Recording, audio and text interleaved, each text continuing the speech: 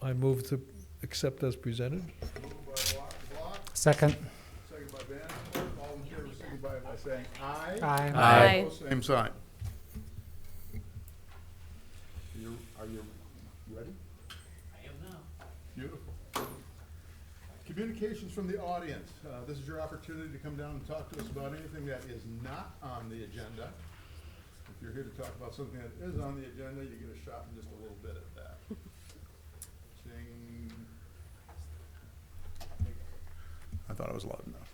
Seeing no one, we're going to move ahead. New business. 550 Maple Avenue. Mark? Got to remember how to do this here, Marvin. Turning on buttons and so forth, so. Okay, agenda item number 1 for you tonight on new business is a site plan review request from the Holland Community Aquatic Center. Commissioners got a little bit of a context for this in your study session. And you'll probably remember the Aquatic Center went to our Board of Appeals back in June, I believe it was, for a conditional use permit. And that would allow them to expand their facility on Maple Avenue there in 22nd Street. The Board of Appeals did approve that conditional use permit, one of the conditions being that it needed to have an administrative site plan approval, because understandably there's a lot of site issues going on with a project of this character. So over the summer and the fall, the Aquatic Center is diligently working on their plans, and a few weeks ago, a month or so ago, came to staff and indicated they were ready to go through the formal site plan process. As Jenna noted in the study session also, we shared with the Aquatic Center at that time that as staff, if we're going to go through administrative process, that we're probably going to hang pretty tight to one of our requirements, or a notion of having a driveway out onto 24th Street. And the Aquatic Center is proposing one new one onto Washington Avenue and one on Maple, and none of them on 24th Street right now. And there are 2 existing driveways on 24th Street right now as we speak. So we conveyed that to them.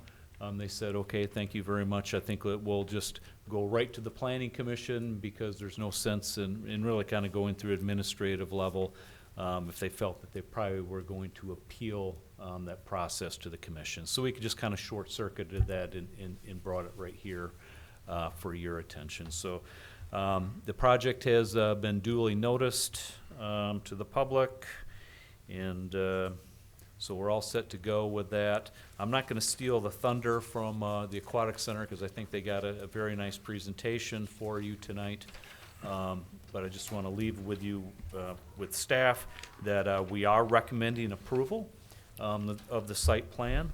After you hold the required public hearing, there are a number of proposed conditions that staff is recommending that the Planning Commission approve in that motion also. With one of them, I guess the most notable one being that the Aquatic Center does redesign their site plan then to have one two-way driveway off from 24th Street. So I'm going to stop my comments with that and take any questions if you have. If you don't have any, then it might be appropriate to ask the applicant to present. Any questions for staff?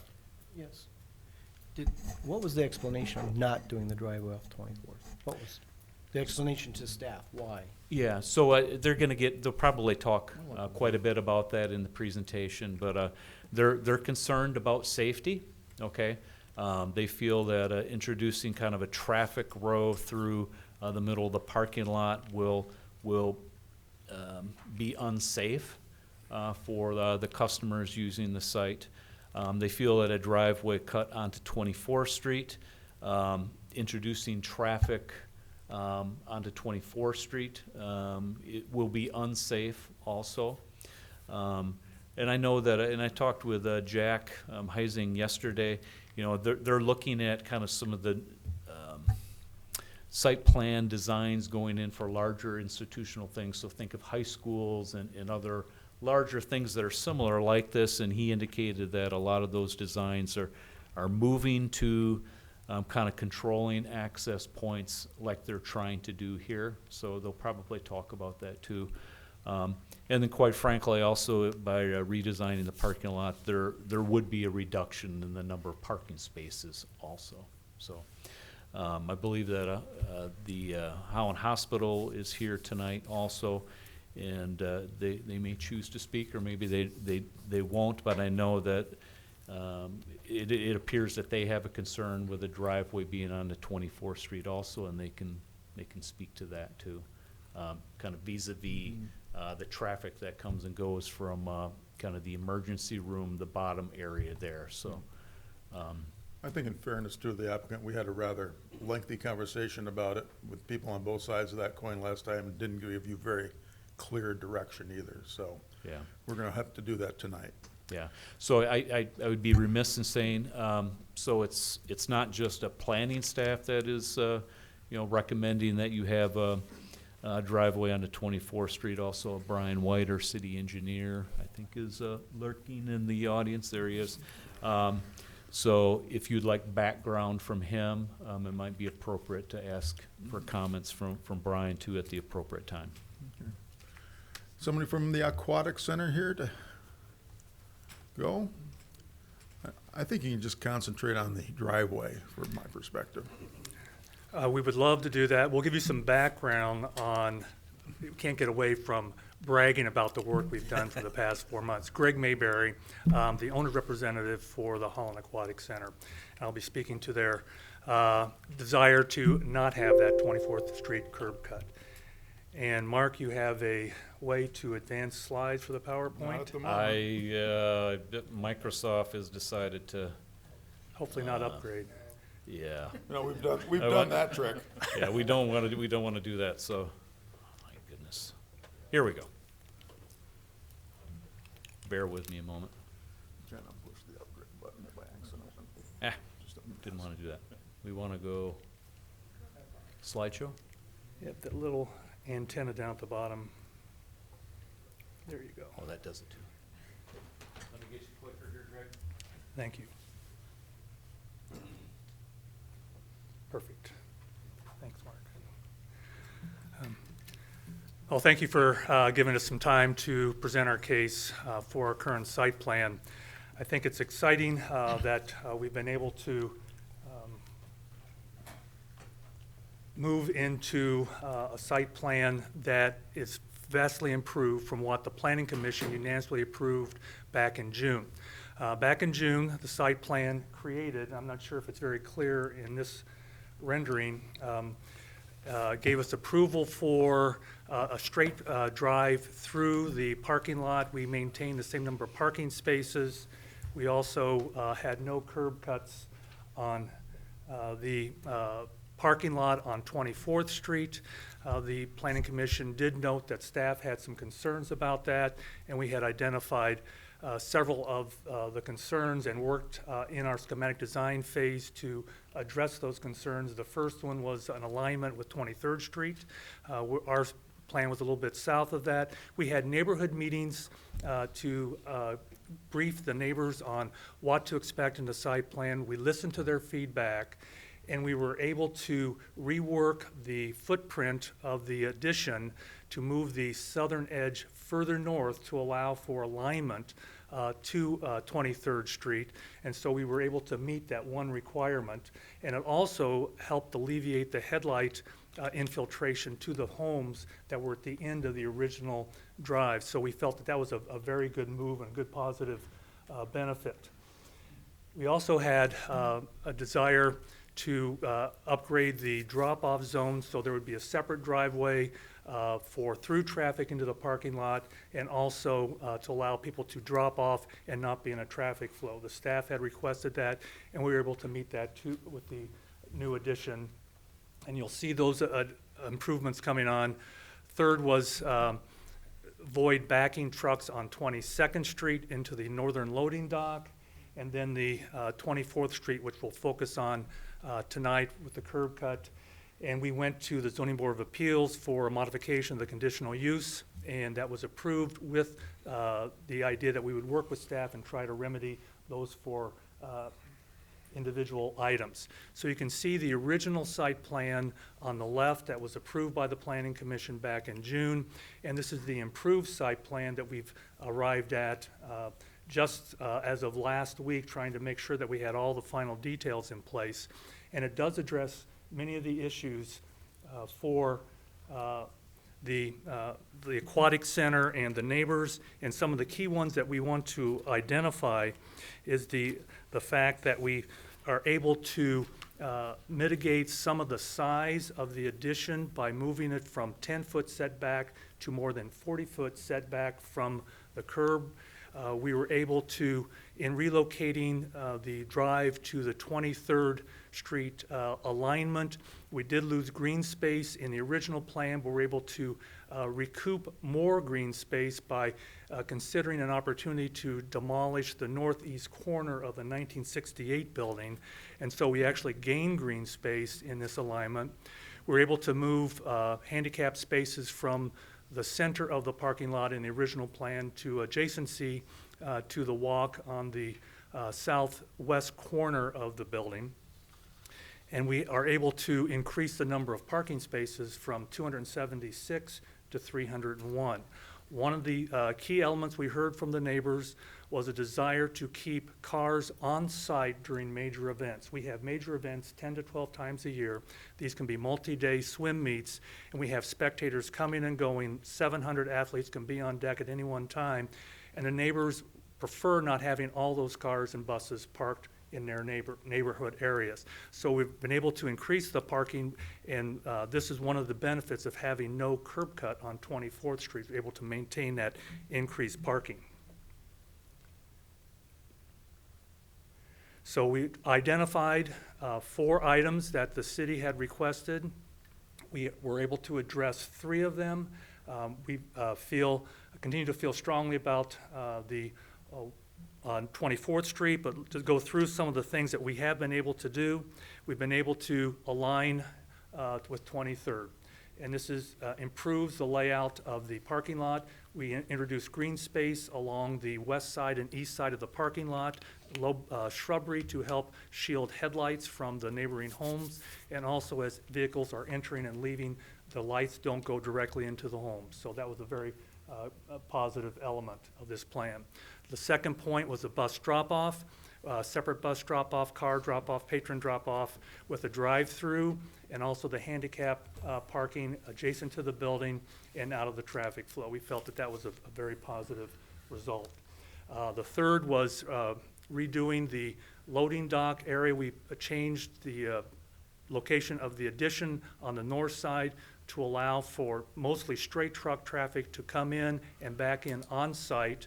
And we only have one semi-load per month on average, 10 to 12 per year. So we won't have that issue of having semis have to back down 22nd and into the loading area as frequently. So we found that this was a great solution. And now to the crux of the idea of the 24th Street no curb cut. We feel very strongly that this new layout, eliminating the 2 curb cuts that currently exist on 24th, improves the safety of that particular area. We find that when people exit on 24th because of cars parking on the north side of 24th, it's very difficult to see clearly, especially for a left-hand turn. We have 3 curb cuts on the south side. 2 of those serve ambulance traffic and emergency room traffic into the hospital, and the 3rd curb cut serves hospital staff for their parking. The hospital does support no curb cuts on the north side of 24th, feels that that's too much of a distraction and congestion for an emergency area drop-off and ambulance area. So we appreciate we have a hospital representative who can affirm that for the commission should you so desire. We have issues about having traffic exit through the parking lot as Mark did. Mark did a great job in teeing this up and highlighting a lot of our key points. We feel that having a drive on the south side would move traffic through in a way that is not natural. It's a much more controlled east-west flow. People get used to that. I know I go to park on the south where all the other parking is in that area, and I exit through the two zones on the east and west. I know that there was concern about increased traffic coming into those side streets. We did a traffic count, patron count, and that's that graph. It's not very clear in the very lower part, but it's a patron count by hour, by day for the month of October. So there's 31 line graphs overlaid on one another to give you a feel of density. And you can see that's a very modest patron count throughout the day, except for those big spikes around 3 o'clock, which in this case for October was middle school swim team practice starting. But those counts are buses coming in, so maybe 3 to 5 buses, not 180 individual vehicles coming in to use the facility. Most of the norm is around 20 to 30 patrons per hour. We don't feel that that traffic load is undue for a Washington or a Maple Street exiting over the course of an hour. As you can see the flow. The teams do come in buses, so that mitigates the number of vehicles. We also feel that traffic exiting onto a softer side street like Maple and Washington and then going to a controlled intersection for 24th or 22nd is a much safer scenario than trying to exit through a curb cut in the middle of the block onto 24th. So those are some key points that we feel make this a safer and more desirable site layout.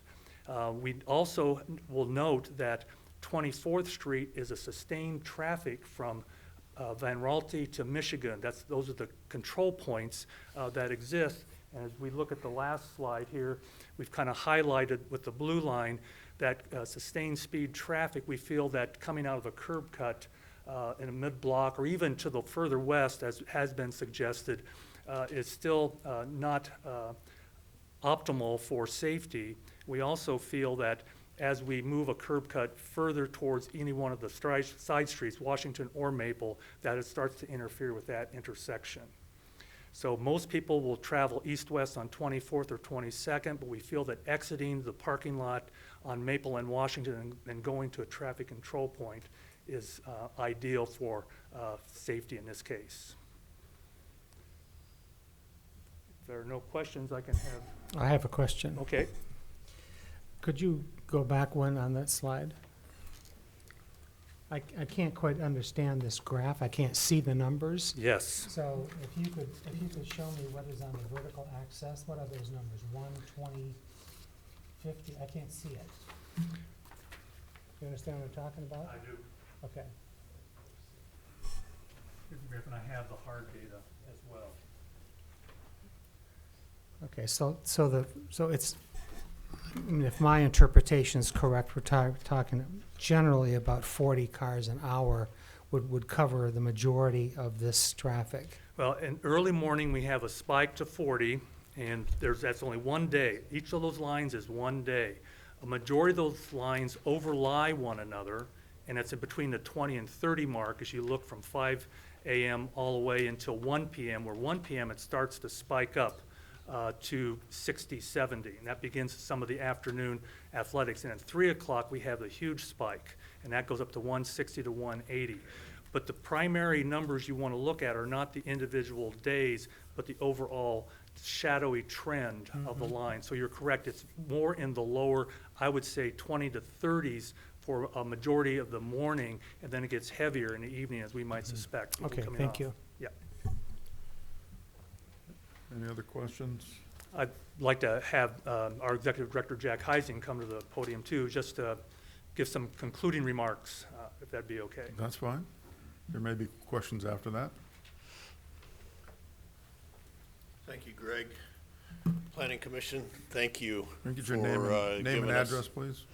Name and address, please. Yeah, Jack Heising. I'm the Executive Director with the Holland Community Aquatic Center.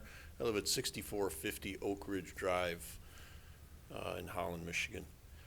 I spoke to you the last time, and my message has not changed. The message is safety, safety, safety. What we're talking about tonight is not about the design of the aquatic center. It's about safety of our parking lot. And for 5 years, I've looked out over that parking lot and watched cars come and go in and out of the hospital in emergency situations where they're not thinking about what they're doing. They're only thinking about getting in and out of that hospital quickly. And then other people are coming in right following behind. Josh is standing right behind me and he's saying, this is not a good idea. I would like to present to you that we are different from the perspective of parking lots in Holland than many places, because we support the smallest children, little kids who sometimes get away from mom and dad and run through the parking lot, to the elderly who walk in with walkers. And one of my primary concerns in this design has been, how are we going to appropriately work these folks in and out of our facilities safely? Making a new cut such that traffic now moves easily and quickly directly through our parking lot does not do that. I understand why. I understand what we're trying to accomplish, but I also sat on school boards where we looked at revisions of school properties, and we always tried to create an entry point and an exit point that was separate from our parking lot, so that we didn't have big buses turning left or right where the bus driver can't see what's going on or may not have difficulty in seeing, and then cutting through a parking lot and making the other. They always create an entry and an exit point that's easy, and they try to differentiate that from the parking lot by creating a separate zone. That was the direction that I asked for. That was the direction that the architects have been working on, and what you see in the curved driveway now does exactly that. It lines it up with the intersections. It allows traffic to go through there safely in a curve so that they can't do that quickly. And it does it so that our customers, our community members, can understand where they enter and where they exit. And they don't have to worry about other people coming in from different directions. Okay? So Greg has spoken clearly to you about what the differences are.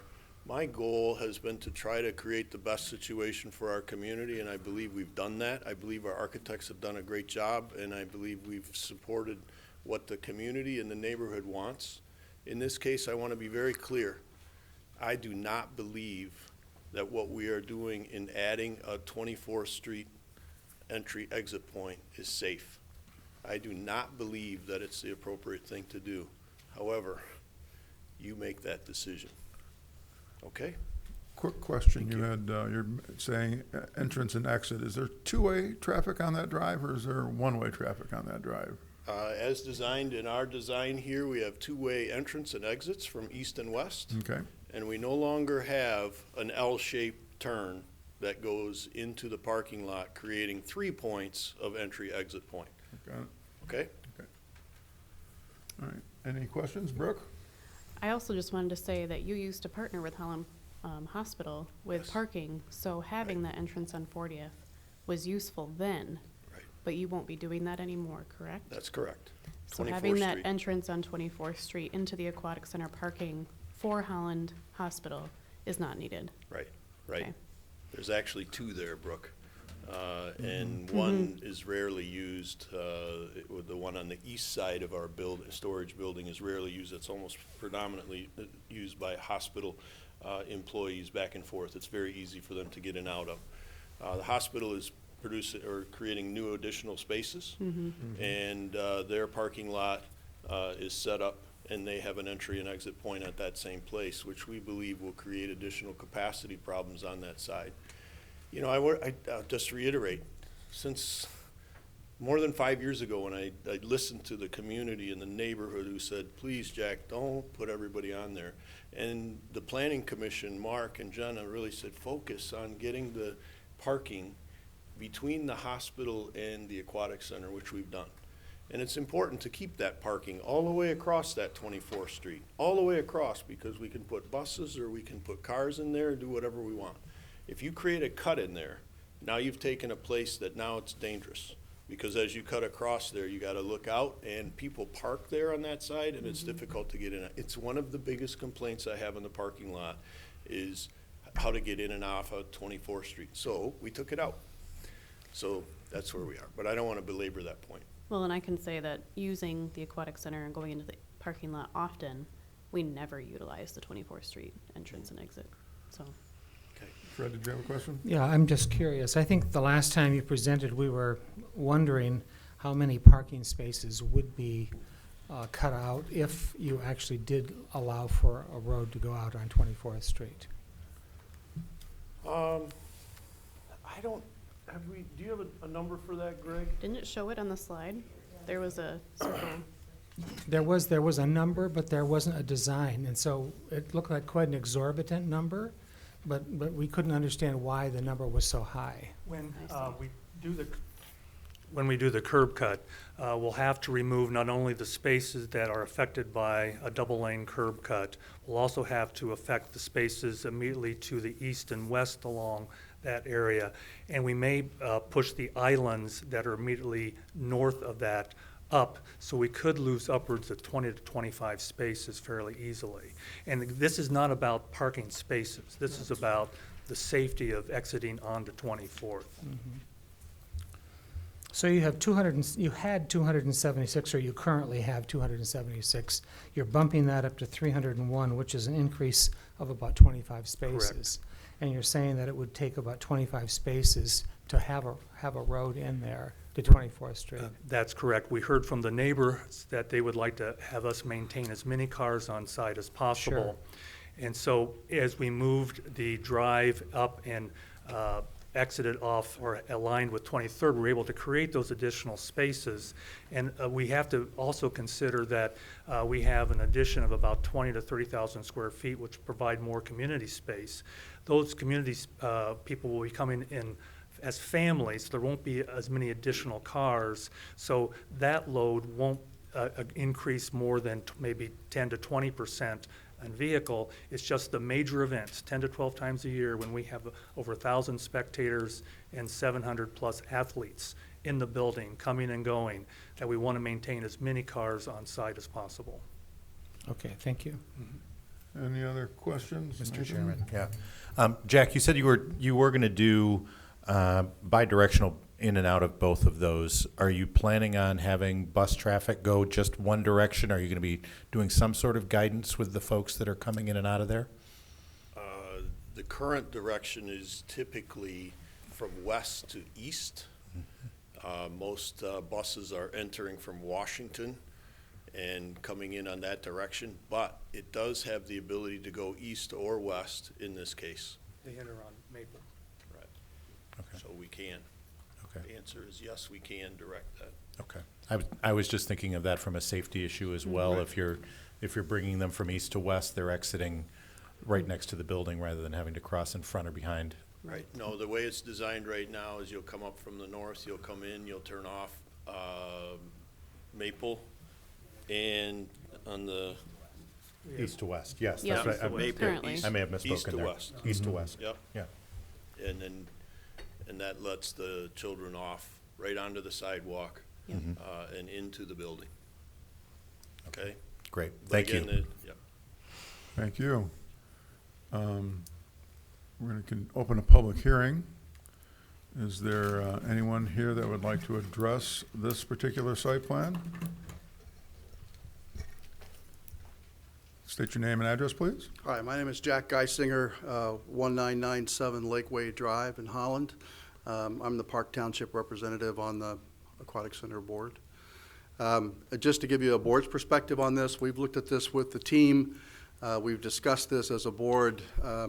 We feel that the team is heading in the right direction, that safety is the #1 issue that we ought to be looking at. All of us who have frequented the Aquatic Center have had occasion to be concerned about cars that come in off 24th Street and other people trying to park, and all those cars coming in and cars coming from multiple directions. And we all felt it would be better to have a single flow through the parking lot, from east to west, west to east. and to have it more controlled entry and exit. So just wanted to give you the board's position on this, and hope we can move forward in that direction. Thank you. Thank you. Anyone else like to speak to this application? Seeing none, I'm going to close that public hearing. Is there any conversation among commission members? I would like to hear a little bit more of the staff's position. I've heard all the reasons why the applicant wishes to have it east-west only, but I'm curious, what is behind the staff's position in strongly recommending that we also have 24th Street? If I can start responding to that, ask Brian to come into. Just to clarify too, I don't think all the I think the entrances are both directional. Correct. So, Yeah. so if buses do come in the west side to go, I mean, that, Jack may be able, they can probably control that, but it probably won't. Well, they've Yeah. got a center island, and kids getting off a bus are generally pretty used to going around the front of the signs. It's, you got somebody trying to pass a bus in the driveway at the aquatic center, we got bigger problems, yeah. Okay, so this is a really good photo here. So, so one of the primary things that staff is looking at also is the context of the site and in the aquatic center. I mean, it's been located on this block for over 50 years. And I mean, I remember taking swimming lessons here back in the early 70s, my goodness. And, you know, and many people will, many people will remember, I mean, the block was a whole lot different then. There was a quarter-mile cinder track and a lot of open space. People, of course, they took their dogs there to do what dogs do on big open fields. And then the aquatic center evolved. It suddenly, you know, it wasn't owned by Holland Public Schools. It kind of became an authority.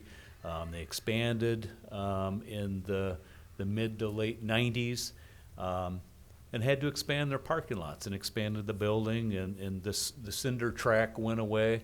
But still there was a lot of open space in there, and the neighborhood, I think, was by and large okay with that. And expansions have continued to come, and in the green space is most of it is going to be pretty much gone now. So that's kind of an impact on the neighborhood too.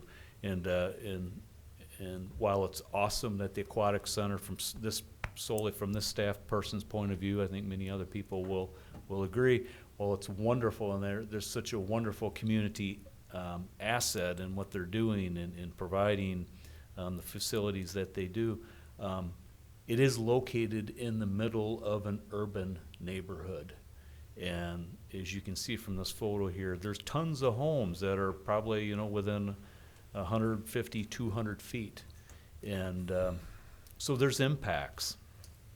And there's good impacts because a lot of the neighborhood probably, they go here, okay? They use it a lot. But there is impact, you know, from light, from noise, from traffic on the adjoining streets.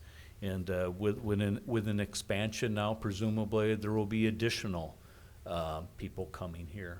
That's kind of the purpose for reaching more and more into the community. So potentially additional impacts on the neighborhood. So I'll land the plane here in a minute. So, but one of the things is, you know, as we're looking at kind of circling in on just the traffic aspect of it, then Holland is a grid street. You look at this photo here and you go, oh my, look at the grid. There's connections, lots and lots of connections. Connectivity is key, and in providing, you know, many connections to move on to a site and move off from a site, we feel is very important. You know, there's 3 driveways, access points onto the site right now with the building as it is. And, you know, and they're looking to expand the building, expand the programming, and they're looking to reduce the amount of driveways. So at least for this staff person, that's kind of a little bit of a red flag because you're taking away opportunities for people to come and go, you know, from many areas, and you're gonna be concentrating those impacts then. There's gonna be more traffic coming, into and off from Maple Avenue. And, the new impact is gonna be the driveway going onto Washington Avenue, because that's not there right now. And, there's a bunch of single-family homes in Washington, along that stretch of Washington Avenue. There will be a big impact on them. Maybe they'll get used to it, and maybe they're fine with this. I'm trusting, you know, nobody spoke up at the public hearing, so maybe they're all fine with it. I don't know. But there is going to be an impact. So I think, you know, a lot of it was just a real concern about, you know, additional impacts along Washington Avenue, and reducing the number of access points is of concern too, because every time you reduce it, you're just gonna that traffic is gonna go somewhere, so it's gonna become even more concentrated at the points that you have.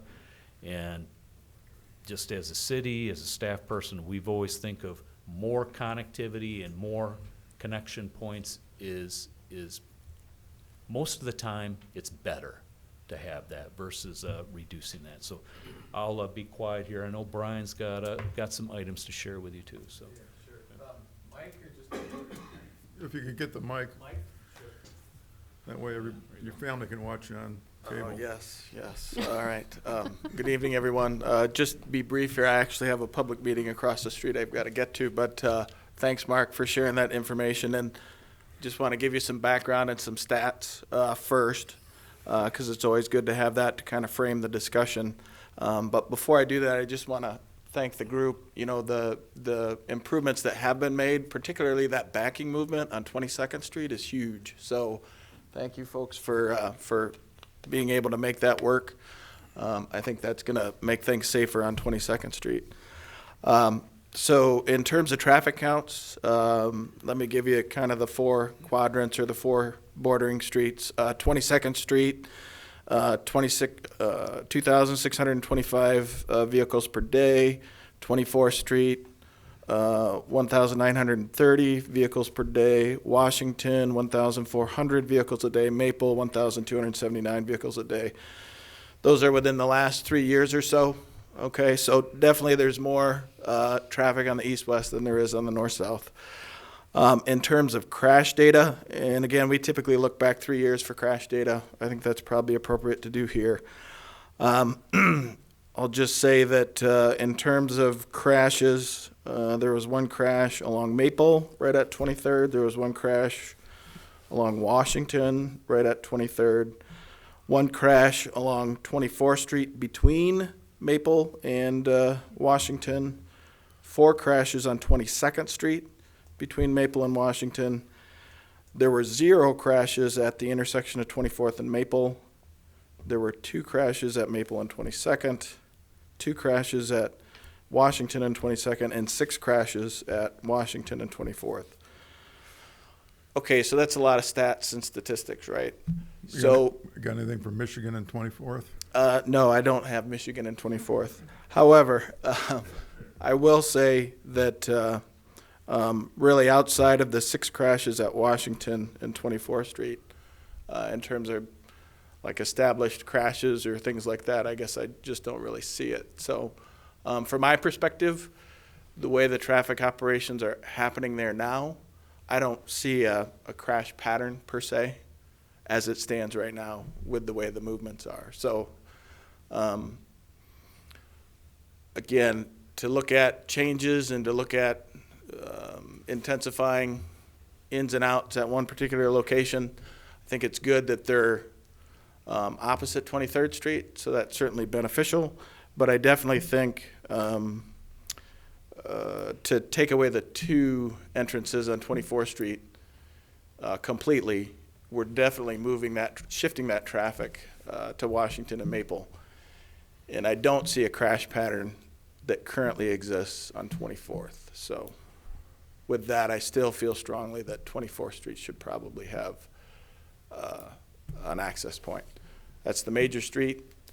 It's not the local street.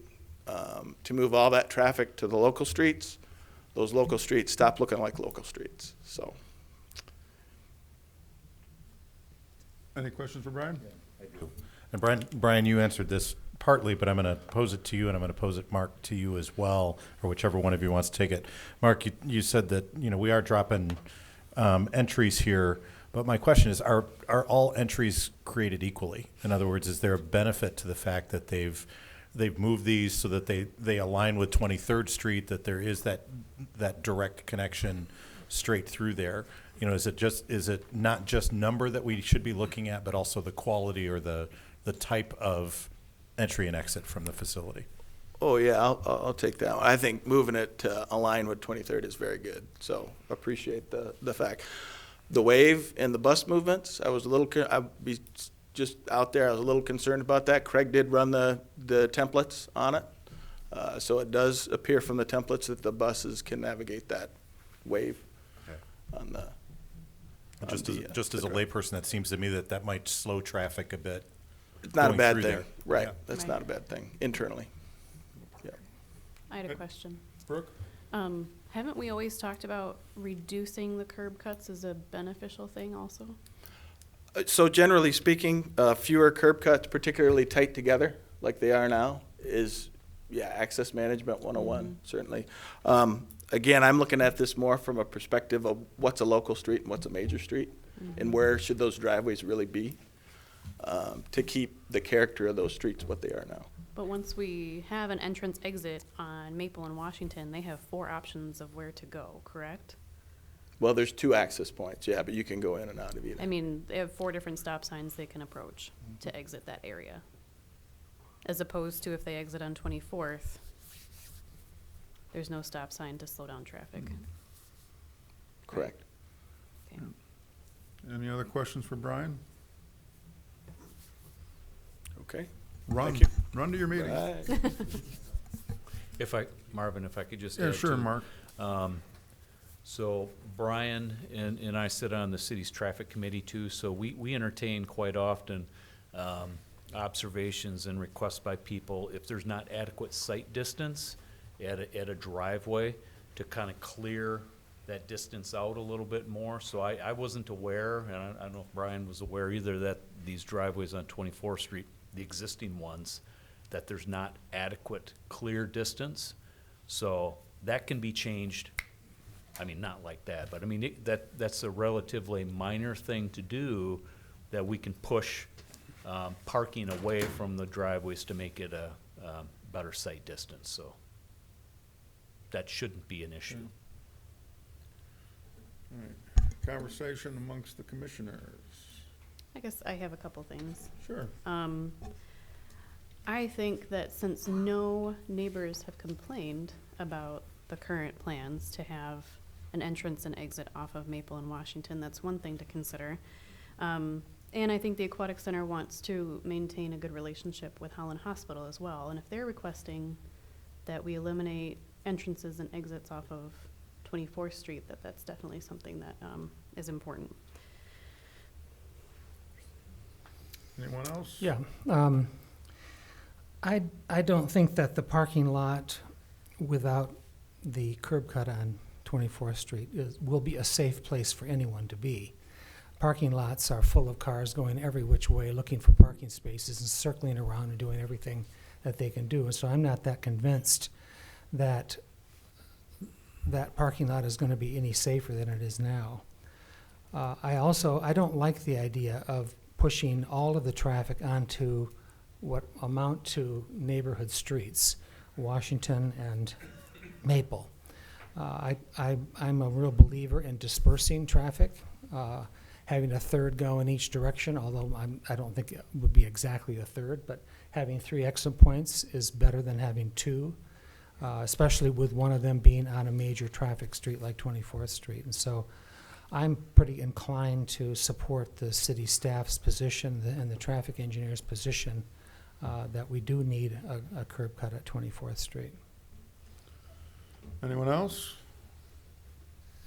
Yeah, my family's been heavy users of the Aquatic Center over the years, and I've used that Maple Avenue entrance dozens, if not hundreds of times, lining up traffic. I've been there for the big swim meets when the entire facility and all of the surrounding blocks are the streets are covered with cars and with buses, and I think I'd lean toward what you're talking about, Brooke, that the neighbors haven't complained about this plan. And if I'm a neighbor in that neighborhood, I recognize that my neighborhood is going to be filled with cars and with buses when there are major events, which seems like it's almost every Saturday that takes place at the Aquatic Center. But I agree with you, Fred. I don't think it's going to make the parking lot any safer. I worry anytime anybody says, well, kids can get away from their parents, but they can get away from their parents in any parking lot. What concerns me is that traffic and the ingress and egress at the hospital. And that traffic that's going along 24th Street. And I think the number that surprised me the most in terms of the traffic counts, if I got these right, is that there are 700 more cars on 22nd Street than there are on 24th Street. The 22nd Street seems to be the street where there's a whole lot of traffic, more so than 24th, which is not what I would have expected. And I like the feel of the traffic flow that now includes 23rd Street in and out for folks, and includes those 4 stop signs around. All right. That doesn't surprise me at all. That's my neighborhood. Because if I'm going to go north out of there, I'm either going to go down to Admiralty and make the right, or I'm going to go to 22nd and make the left at a stoplight rather than just a stop sign, okay?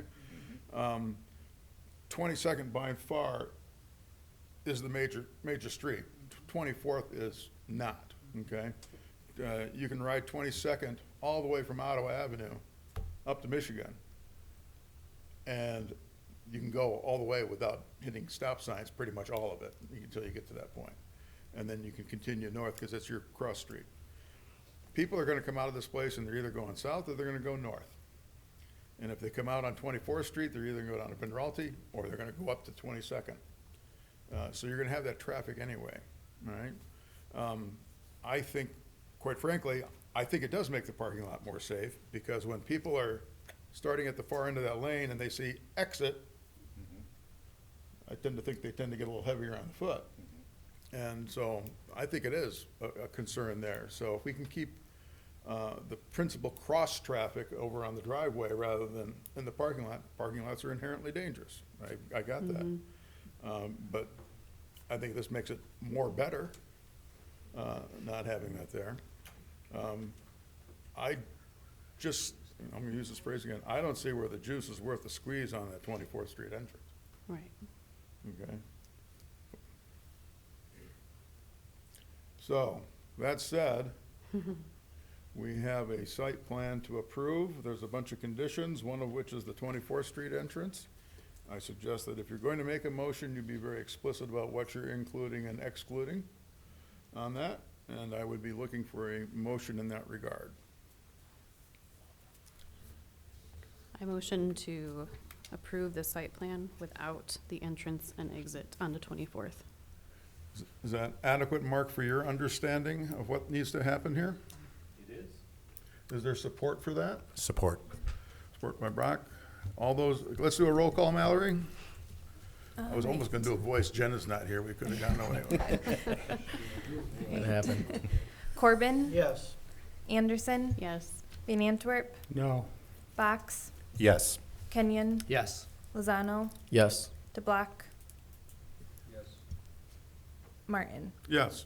Vote passes. Go forth and swim. 367 Country Club Road, a rezoning. Thank you.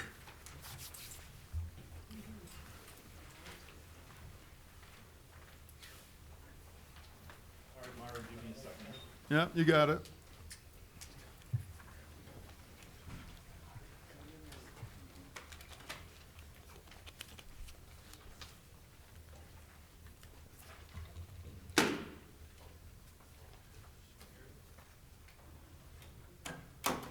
I am impressed, Mark, that you're not quite the Luddite that Phil was, but.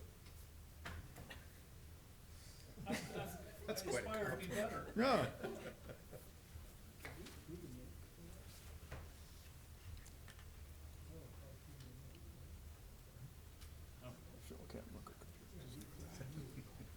And I do know what a Luddite is. Well, see there. Hey, that was a history major. All right. Item number 2, let me get the mic.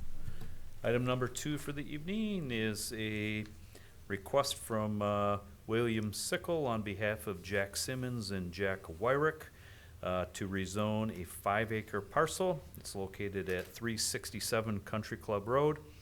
And the original request, I think as Jenna noted in the study session, was that they were looking to kind of split zone, or split the zoning on this. So actually the north part of the property would remain, well, no, actually it would be rezoned to R1 because it's currently zoned ag.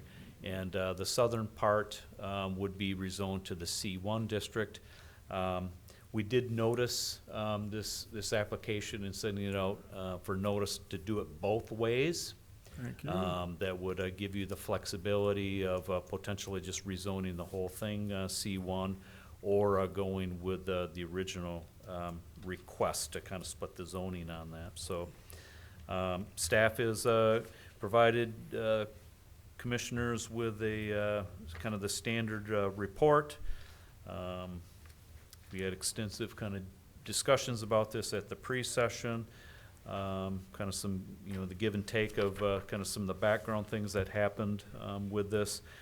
Staff is recommending that Planning Commission, after a public hearing, rezone the property, the entire property, from the Ag District to the C1 Neighborhood Commercial District. Any questions for staff at this point? Otherwise, we'll get the applicant up here. Come on down.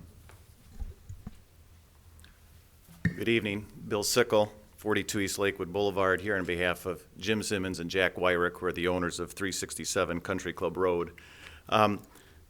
Just to clarify, so there's been some back and forth about what we've been looking to do. So I'll just tell you up front, what we'd really like to do is have the entire parcel zoned C1, and I'll explain to you where the back and forth came from, some of the background in a little bit. But the property's at the corner of 16th and Country Club Road. Some of you will remember that this was the former location of the city farm. Years ago, this was the neighborhood I grew up in years ago. There was a lot of fields located up and down Country Club between 8th and 16th. Over time, many of those have gone away as new subdivisions have come in. Some commercial uses have gone over. So the area has been in a form of transition. This is one of the last remaining agricultural parcels in the area. It's approximately 4.3 acres. But given modern farming practices, it's just not real practical to continue farming at this location, nor do I think it's entirely desirable for a lot of the neighbors for some of the potential farming uses that could take place there to do so. So my clients own the property. They would like to sell the property. They've had some interest in some commercial uses. One of the individuals who had some interest in it wanted to put up a funeral home in the location. So when we first applied to you, that person had interest in that.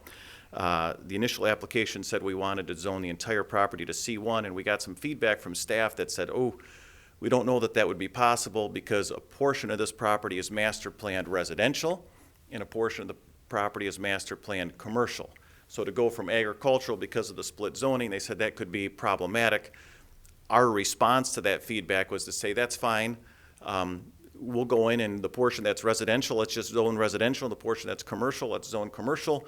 We would have then sought to then split the lot along those zoning lines and then sell off the commercial part and use a commercial use there.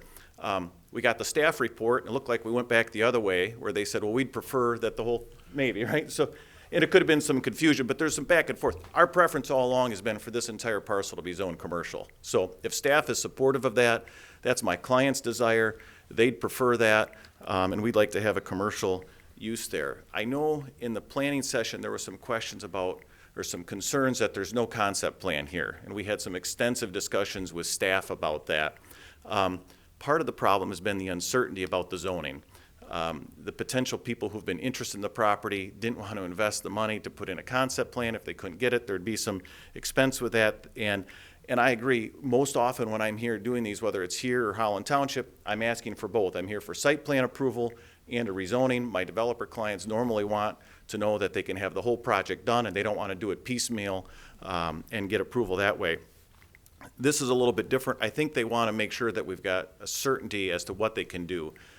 If approved, we'd be back here seeking site plan approval. So this is not your only opportunity to look at this property. So whatever use is going to happen here, that applicant will be here seeking your approval.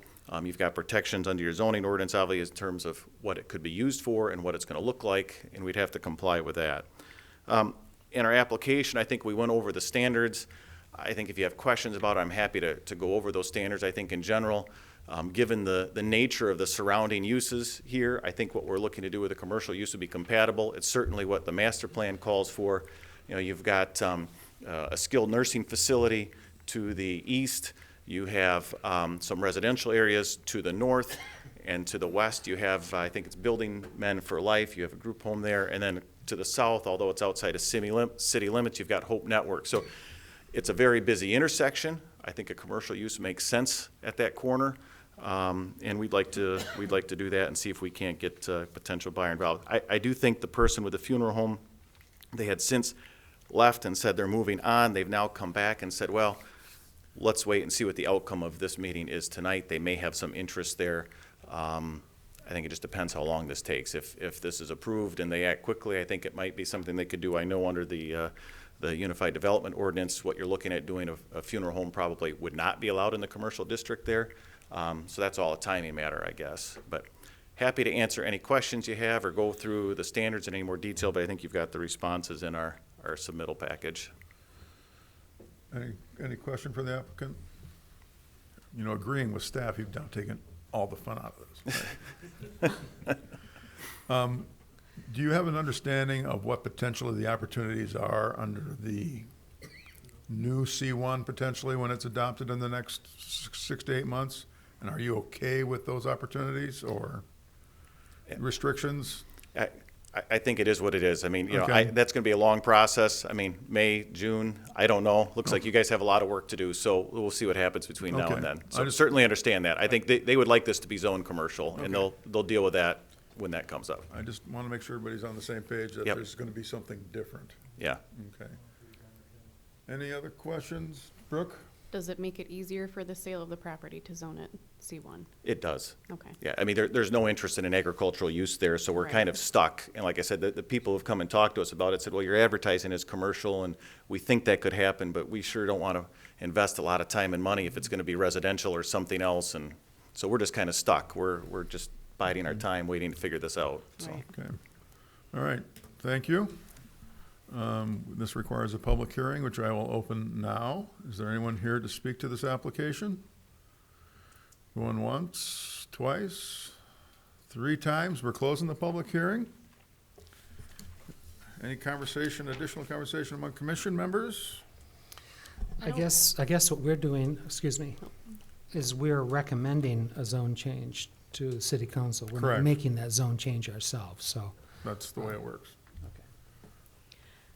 I was just gonna say, I don't think a residential use makes sense here because there's such a close area to such a busy intersection. So, Understand, under the new improved zoning, they have that opportunity though. Hmm. So just be aware that Mhm. you're gonna get what you zone for. got it, Marvin. All right. Thanks. Any other comments, questions? No? In that case, we're looking for a motion regarding this application. I'd move to rezone this parcel. Recommend. C1. Recommend. Recommend. Support. Mallory? Lozano, Yes. DeBlock, Yes. Van Antwerp, Yes. Box, Yes. Corbin. Anderson, Yes. Kenyon, Yes. Martin. Yes. Vote passes. Thank you. 17 and 21 East 8th Street, site plan for building additions. You're gonna have to excuse me, it's definitely winter, because I just got my first nosebleed.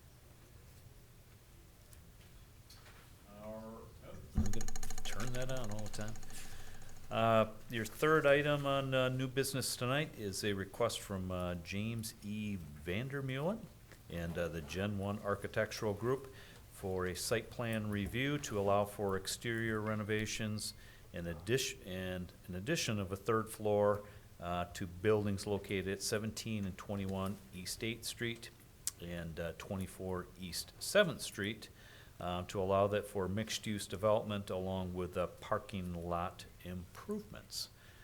So I'm not going to steal the thunder of the applicant. I think that they'll probably be up here and want to explain the ins and outs of the application. But suffice it to say, they are looking to do facade improvements on the front of the building, probably going to be redoing the entire shell of the building and making improvements to the back side. Also, the ground floor on 8th Street, I believe, is going to continue to be used for retail type uses, and it would be the upper floors here where they're looking to introduce residential component to this. So after the hearing, or after holding the required public hearing, staff is recommending that the Planning Commission approve the site plan review with conditions noted in the staff report. Any additional questions for staff? Just one, and I was concerned that they didn't also receive the letter that we received, so they could have comment on that if we Well, wanted to hear that. We're not even doing anything with that letter other than taking it for information. I know that, but I think we might have heard more if we had been given that opportunity. I just wanted to ask that question. So, I mean, if a planning commissioner wants to talk about it, we certainly can. So, would you like staff to talk about that? You want my candid answer or no? You're the chair. You go for it. Okay. So addressing the applicant then. So our Historic District Commission noted or somehow found out, or it came to light within the past week or two, that this property is in a National Register Historic District. So I don't know if you all were aware of that or not, but a large part of the very kind of historic part of downtown along 8th Street, basically from River Avenue to, I want to say, College, or maybe just the other side of College then, is in a National Registered Historic District. That district was approved by the City of Holland in 1990, and quite honestly, a lot of us did not know about it, and I don't really have an excuse for that, other than to say, we now know about that, okay? Hey, Mark, So what aren't they in? they are not in a local district, okay? So our local historic district does not have any kind of a regulatory approach to this. Being a national register, all that we're really looking to do would be to educate the general community, educate the property owner, that this is in a national district. There are goals that were kind of stipulated in the initial approval of that district. And when we go through this the next time with the next applicant that comes along, it would be our intention at the staff level to meet with them, the applicant, earlier in the process, and hopefully while they're doing kind of some scoping for the project, and talk with them more about opportunities and the characteristics of the historic buildings that are in that area of downtown, and potentially steer them towards including certain elements in their facade design, and maybe steering them perhaps away from some other ones too. So that will be an educational process, but it's all kind of voluntary, because this is not a local district, so there would be no mandating of any such elements. That being said, as Fred indicated in the study session, the Planning Commission, one of the review criteria is compatibility of buildings and so forth. So The planning commission can make suggestions, and I mean, I suppose if you feel strongly enough about something, if you felt something that was, grossly incompatible, you could say, make some noise about that. I don't think anybody is saying anything remotely in regards to the project that's in front of us here tonight. I think that most people believe this would be a very good addition to downtown. It's been to the Downtown Development Authority, and they gave good recommendations. Staff is very supportive of it, and we've talked about that with the applicant all through this process. So, but now, knowing that it is in a national district, there are some things that in the future we will be talking with people about. Okay, so. I have a question about one of the other requirements, Yes. and that is the traffic folks would like to find out if there's an easement In the recorded. back. Yeah. Yes. If there's not a recorded easement and they are unable to obtain one, or they're going to have to do a civil thing to do it, because I believe a easement of necessity, if I recall my continuing ed. There is a theory of that, yes. I don't know if it applies here. Yeah. That's the only way to access the property in the back. So, anyway, I just don't want to get people blindsided here. So I'm real hesitant to make that a requirement. And I'm just saying that up front. So I'm hoping the applicant is able to address whether or not they actually have this mythical thing or not. So that said, hi applicant, want to come down? Name and address for the record, please. Sure. Matt Haverdink, 5547 Lakeshore Drive. And, I wasn't quite sure with that thing coming up, like, all right, what does this all mean? But, so I became the owner of 21 East 8th Street about, I think it's 3 or 4 years ago. A friend of mine who actually is here that owns the Jimmy John's property next door told me about it, that it might be coming available. I was excited to hear about the opportunity. I think back when I was at Hope College 30 years ago, I could probably count on one hand how many times I went downtown Holland. It just wasn't the vibrant community, and just seeing and being a part of the community.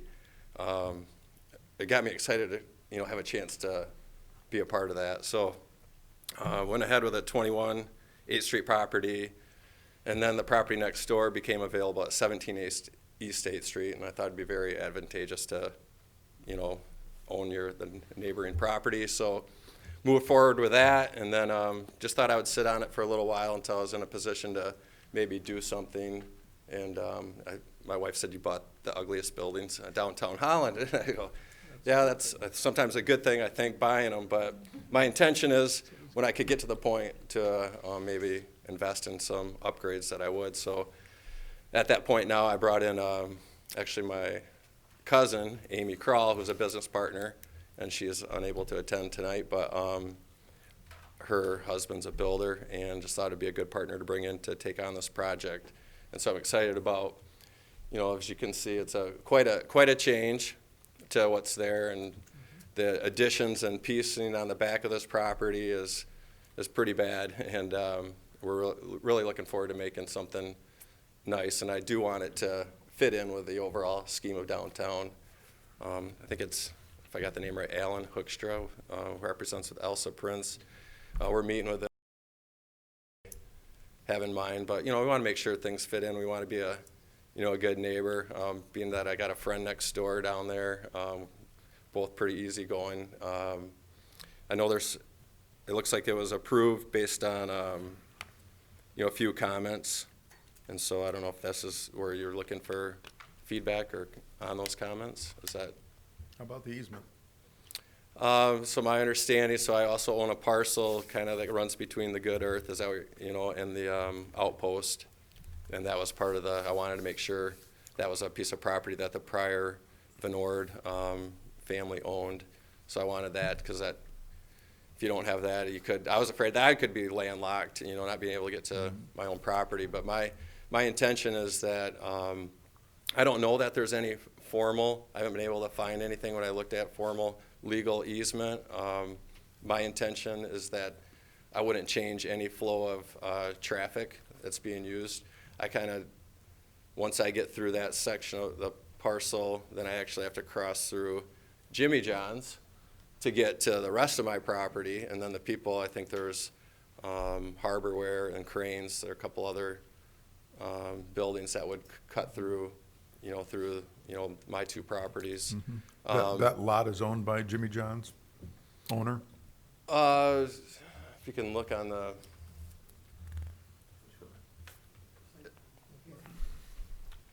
you on it?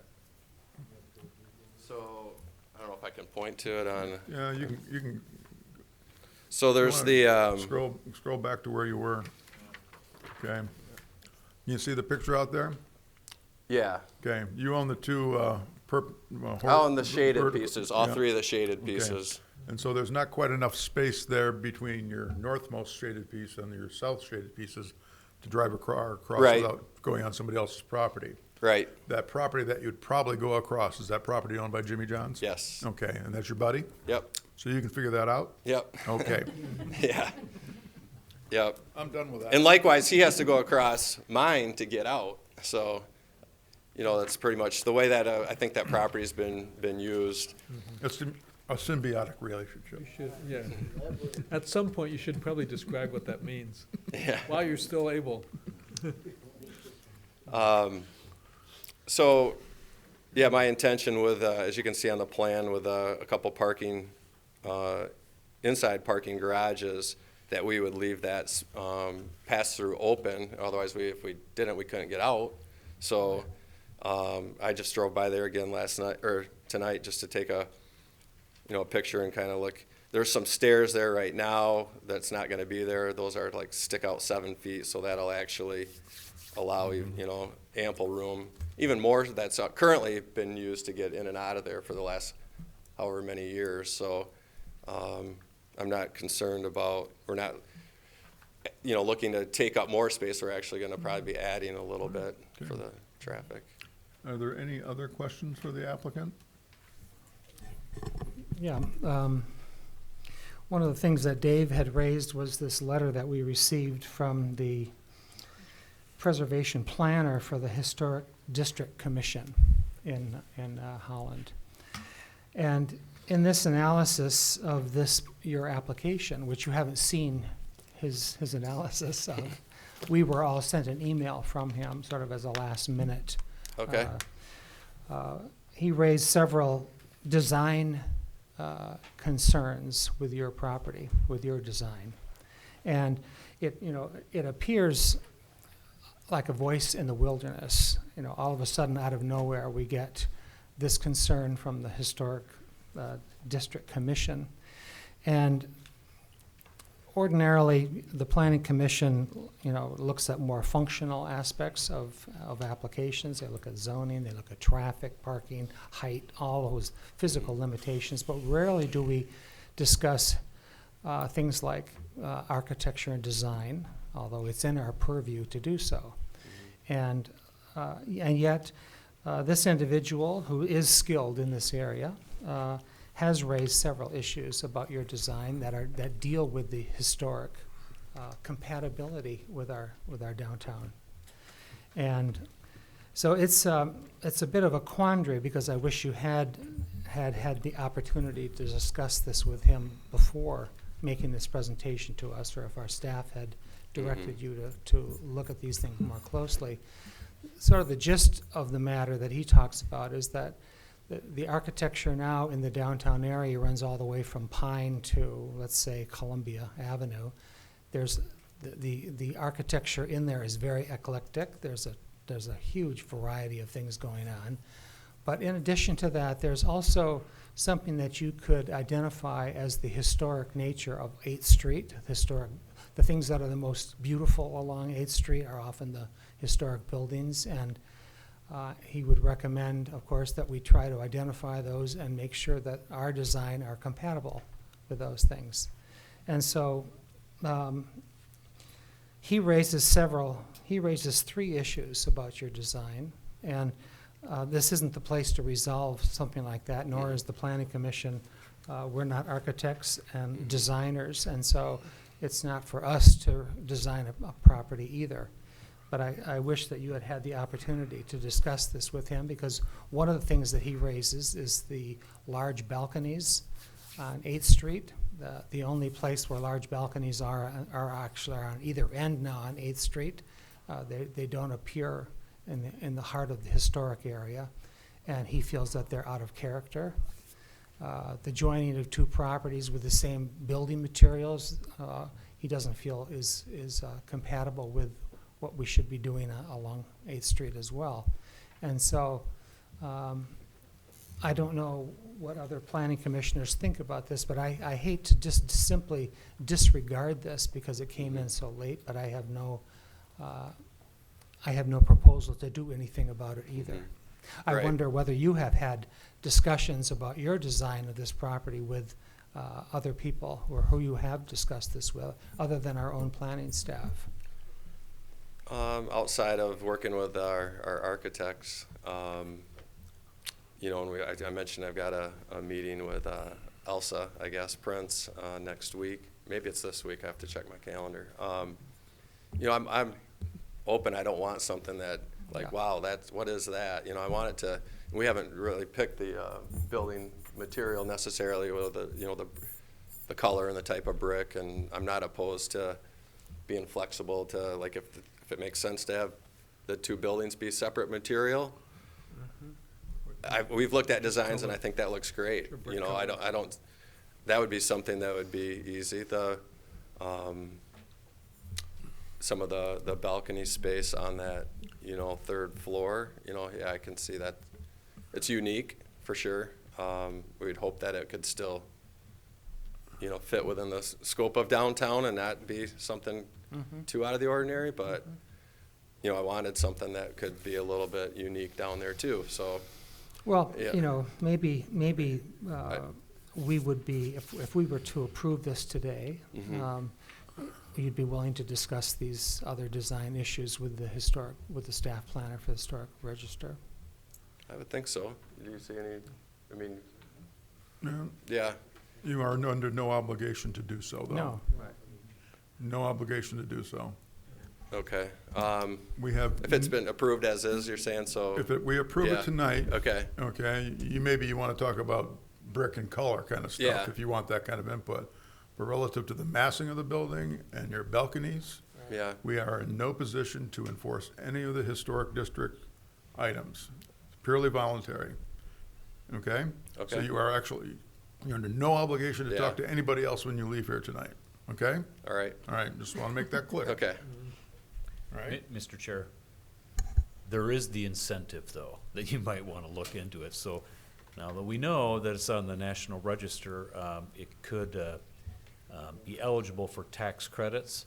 And but chances are, you know, when you look at the design that you have right now, I don't know who does those reviews, but it might not fit the mark, you know, with the current design. So, I mean, that's something I think you just would want to look into, because if it's a difference between, okay, we can go with what we have, but if we tweak it, hey, we could get a decent-sized tax credit. I mean, it's right there at the federal level right now. I know the state is also right now considering bringing back a state tax credit. It might be worthwhile for you to look into that. And Mark, that's a Yes. website, correct? And it's underneath the National Park Service? yes, And they I have believe so. information on there. Yep. Yep. So that's an incentive, and you can choose to do that or not do that. So, but Yeah, you it might might make want to look sense, into it. right? There's an icon at the bottom of the website called Tax Incentive Program, so it's right there on their website. All right. Thank you. Are there any other questions for the applicant? Thank you very much. Did you have something? Okay. I thought I caught a corner of my eye at pensive look. We have to have a public hearing for this. I'm going to open that now. Is there anyone to speak to this application? I'm Rich Levency, 17141 Shore Oaks West in Park Township. I own the building, two buildings directly to the west of this building. I just have a couple of comments, and I'm gonna need to step away the microphone to point. I'm sorry for that. Is that all right? You can point, but if you're doing it on that screen, we can't see what you're pointing at, so. So can you How describe? about if I what you- turn it? I would not assume that liability and let Mark turn it.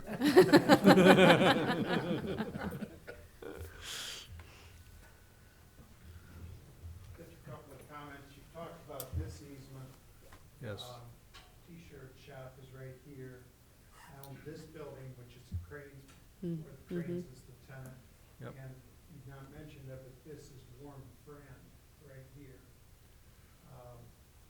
We have loading, we have trucks come through here, and Warm Friend uses this space regularly, getting in and out of that. So I think what I'm saying is, and I'm not even sure this is the right place, it probably isn't, but that's our rat's nest back there. There's no easements, people are using it. Snow removal is a huge problem, there's drainage issues back there, Sir, so this is the space right behind Good Earth, correct? Yeah, okay. I would encourage all of us, maybe the 5 of us, to work together to try to get this straightened out back there once and for all, but that may be, again, be over and above what you can do. Thank you. Mhm. Anyone else to speak to this?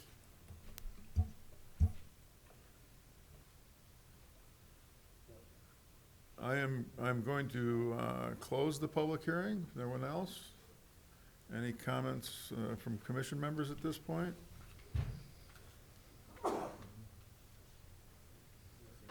I am going to make one suggestion. Mr. Levency has a very good point. Let's all be friendly and good neighbors down there before everything gets very confusing very fast and expensive. So I would recommend you take a look at that. You're under no obligation to do so. All right. Is there a motion for this application? I move that we approve the site plan with the conditions that are listed in the staff report. Is there support? I would support that. Mallory? All right. Lozano, Yes. Fox, Yes. Corbin. Yes. Did you vote for me or should I vote? I'll be happy to vote for it. Yes. DeBlock, Yes. Kenyon, Yes. Anderson, Yes. Van Antwerp, Yes. Martin. Yes. Vote passes. Thank you. 933 Interchange Drive and 4416 52nd Street. Staff want to give us the Reader's Digest on this? I can certainly aspire to do that. Let me pull up the site plans. You ever been up in the OFC? Yeah. He has the private offices up there. Stoop's got one up there. Yeah. The old parts one?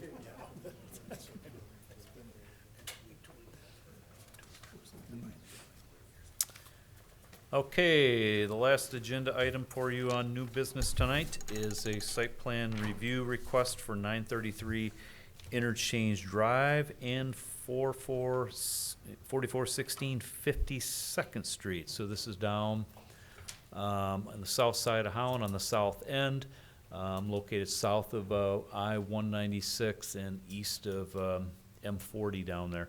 So if you're thinking, boy, this property looks a little familiar, it is, because this site plan did come to you about a year ago. At that time, can everybody see the little arrow deal? Okay. Yeah, it's the At north that lot. at that time, the Planning Commission did approve a rather large warehouse facility to be on this part of the larger site plan here.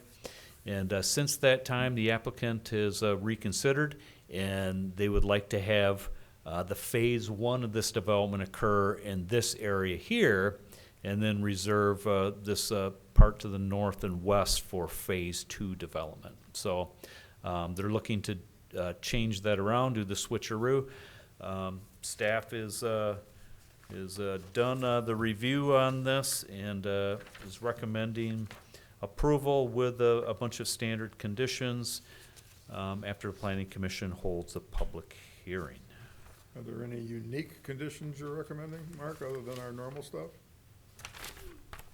Let me quick look. Are we in a position to require another means of egress to Fillmore Township, or is that not in Yeah. our bailiwick? Let me see here. So it is, it does indicate here, the applicant shall obtain a permit from the Allegan County Road Commission for the proposed driveway approach to 52nd Street. Okay, so this part of 52nd Street here is, under the jurisdiction of the Allegan County Road Commission, so I think that's just saying they gotta get the driveway permit. Help me with this, Commissioners. Jenna did talk about this at the study session. I did not write the staff report, so Well, I'm pinch trying to. hitting here. I do remember there was some discussion about fire chief, I believe, Right. needing to have a second approval. Okay, yep, we do have it here. That's the number one condition. Indicates update the plan, obtain fire department approval showing a second approved fire apparatus access road prior to a building permit. So that is, I believe that is a fire code issue.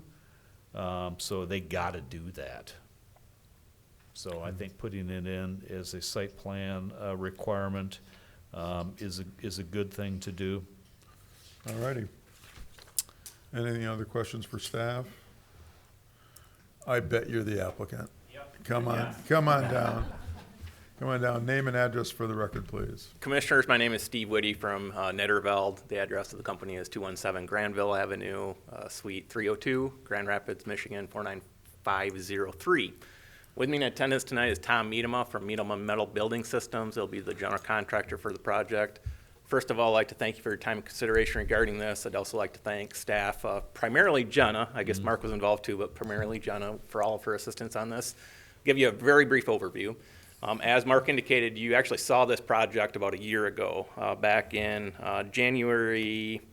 What date is it? First meeting in January is when the site plan was approved. At that time, we rezoned the property to I-2, which was finalized in February. At that time, we were proposing about a 300,000 square foot building in the northwest corner of the property. We got approval from the city, and then the project kind of sat, and then the owner looked at that a little bit more and decided that instead of doing that building, he'd like to do the building closer to 52nd Street. If you remember the plan that you saw a year ago, we actually had shown this building as possible future concept. So we're just kind of shifting gears, shifting the phase lines. The use would be the same, Great Lakes warehousing. Access to the site is off the single drive entrance off 52nd. That's actually the same design as what you saw a year ago. The road commission has verbally approved that. We don't have a permit for it yet, but it has been approved. The owner is also talking to the railroad about possibly getting a crossing of the railroad. That'll actually interconnect his existing property to the west of the railroad to this site. If you look at the site plan, you'll see a dashed line there. As far as the fire department access, I did talk to the fire chief a couple of different times. It's a little bit weird because the first phase, the bigger building up in the corner, that second access never came up. But now that this building's coming up, it did come up. His opinion on that, or my discussions with him, is if that railroad connection happens, then we're fine, because there's our second access point. If that doesn't happen, then what we would do is, in essence, put a fake drive entrance off of 52nd Street. So in other words, person driving on 52nd, they won't notice it, but it is a fire lane, so fire-wise, it could support a fire truck. And the fire chief said that that would be okay as well. So that's kind of our fallback position if the railroad deal falls through. But again, our hope is that the railroad will approve the crossing. As far as parking is concerned, we're providing a total of 32 parking spaces. That is more than sufficient for our need. Utility-wise, public water will be extended from the west to the east side of the site. I've discussed that a little bit with the Board of Public Works or DPW, and that looks like that's acceptable. There is no public sanitary sewer in the area, so we're proposing to handle that via a drain field, as we had originally proposed in phase one as well, back in the northwest corner of the site. We're adding landscaping on the site along 52nd and up by the office addition. And then the last thing I'll say is we have seen the staff report. No problems with any of that, so we're fine with all of those conditions. Hopefully that answers all your questions or gives you a little overview rather. If you have any questions on the site plan, the design, engineering, I'd be more than happy to answer those. If you have any questions on the building or construction-wise, Tom is your person for that. So again, I appreciate your time tonight. Thank you. Are any questions for the applicant? Thank you very much. Thanks. Needs a public hearing. I'm going to open that now. Is there anyone to speak to this? Lynn? All right, seeing none, I will close the public hearing. Any conversations among commission members on this app? Is there a motion? Sure. Move we approve with staff recommendations? Support. Jen's not here. All those in favor signify by saying aye. Aye. Opposed, same sign. Thank you all very much. Thank All you. right, thanks. All right, scheduling of public hearings. Got anything coming up we should know about? Jenna didn't know any, so she doesn't have There you it go. down here, so I guess. Any communications from commission members? I think there is a presentation given to city council tomorrow night Yes. about our Udo. Yes. And, so I think that would be something that if any of us want to come to watch, to see what's happening there, be quite useful for That's us. going to be strictly an observation thing. In the past, when the planning commission's been invited, it's been a little more.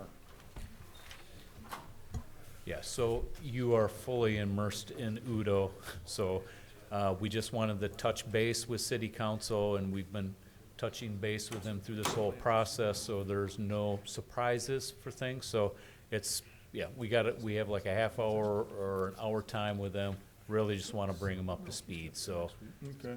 we figure you all are up to speed. What time is that? I believe it's at, oh, shoot. When's your study sessions normally start? Study session starts at 5:30 tomorrow. Yeah, there's one other item, I forget if this is first or if this is second. It'd take me a minute to pull that up, but I know I think this is the second item. I think the first item is the Waterfront Holland update, but that agenda is available online, so. Yeah. Okay. Any communications from staff, or do we just do that, basically? We just kind of did it, but we're sincerely hoping everybody has a great Christmas holiday. We'll see you next week. We do have an Udo meeting. We won't let you get through the month without having one of those. No. Yeah. Okay. Looking for a motion to adjourn. Is there support? All those in favor signify by saying bye. Bye.